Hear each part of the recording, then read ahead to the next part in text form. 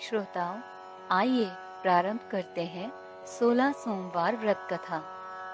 एक समय श्री महादेव जी पार्वती जी के साथ भ्रमण करते हुए मृत्युलोक में अमरावती नगर में आए। वहां के राजा ने एक शिवजी का मंदिर बनवाया था। शंकर जी वहीं ठहर गए। एक दिन पार्वती जी शिव जी से बोली, नाथ आइए आज चौसर खेलें। खेल प्रारंभ हुआ। उसी समय पुजारी पूजा करने को आए। पार्वती जी ने पूछा, पुजारी जी बताइए जीत किसकी होगी? वह बोले, शंकर जी की। और अंत में जीत पार्वती जी की हुई। पार्वती ने मिथ्या भाषण के कारण पुजारी जी को कोढ़ी होने का श्राप दे दिया। पुजारी जी कोढ़ी हो गए।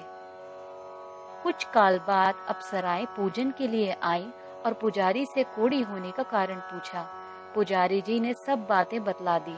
अप्सराएं बोली, पुजारी जी तुम 16 सोमवार का व्रत करो, महादेव जी तुम्हारा कष्ट दूर करेंगे।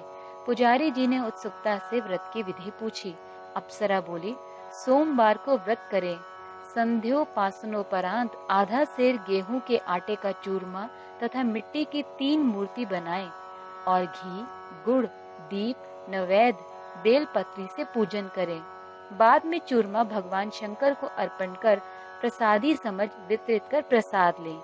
इस विधि से 16 सोमवार व्रत कर 17वें सोमवार को 5 सेर गेहूं के आटे की बाटी का चूरमा बनाकर भोग लगाकर बांट दें। फिर सकुटुंब प्रसाद ग्रहण करें। ऐसा करने से शिवजी तुम्हारे मनोरथ पूर्ण करेंगे। यह कहकर अप्सरा स्वर्ग को चली गई। पुजारी जी यथा विधि व्रत कर रोग मुक्त हुए और पूजन करने लगे। कुछ दिन बाद शिव पार्वती पुनः आए। पुजारी जी को कुशल पूर्वक देखकर पार्वती ने रोग मुक्त होने का कारण पूछा। पुजारी ने कथनानुसार पार्वती ने व्रत किया। फलस्वरूप अप्रसन्न कार्तिकेय जी माता के आज्ञाकारी हुए। कार्तिकेय जी ने भी पार्वती से पूछा कि क्या कारण है कि मेरा मन आपके चरणों में लगा। पार्वती ने वही व्रत बतलाया। कार्तिकेय जी ने भी व्रत किया। फलस्वरूप बिछड़ा हुआ मित्र मिला। उसने भी कारण पूछा। बताने पर विवाह की इच्छा से यथा विधि व्रत किया। फलतः वह विदेश गया। वहाँ राजा की कन्या का स्वयंवर था। राजा का प्रण था कि हथिनी जिसको माला पहनाएगी उसी के साथ पुत्री का विवाह होगा। यह ब्राह्मण भी स्वयंवर देखने की इच्छा से एक ओर जा बैठा। हथिनी ने माला इसी ब्राह्मण कुमार को पहनाई। धूमधाम से विवाह हुआ। तत्पश्चात दोनों सुख से रहने लगे। एक दिन राजकन्या ने पूछा, नाथ आपने कौन सा पुण्य किया जिससे राजकुमारों को छोड़ हथिनी ने आपका वरण किया? ब्राह्मण ने 16 सोमवार का व्रत सविधि बताया। राजकन्या ने सुपुत्र प्राप्ति के लिए व्रत किया और सर्वगुण संपन्न पुत्र प्राप्त किया। बड़े होने पर पुत्र ने पूछा, माताजी किस पुण्य से मेरी प्राप्ति आपको हुई? राजकन्या ने सविधि 16 सोमवार का व्रत बतलाया। पुत्र राज्य की कामना से व्रत करने लगा। उसी समय राजा के दूतों ने आकर उसे राजकन्या के लिए वरण किया। आनंद से विवाह संपन्न हुआ और राजा के दिवंगत होने पर ब्राह्मण कुमार को गद्दी मिली। फिर वह इस व्रत को करता रहा। एक दिन इसने अपनी पत्नी से पूजन सामग्री शिवालय में ले चलने को कहा, परंतु उसने दासियों द्वारा भिजवा दी। जब राजा ने पूजन समाप्त किया तो आकाशवाणी हुई कि इस पत्नी को निकाल दे, नहीं तो तेरा सत्यानाश कर देगी।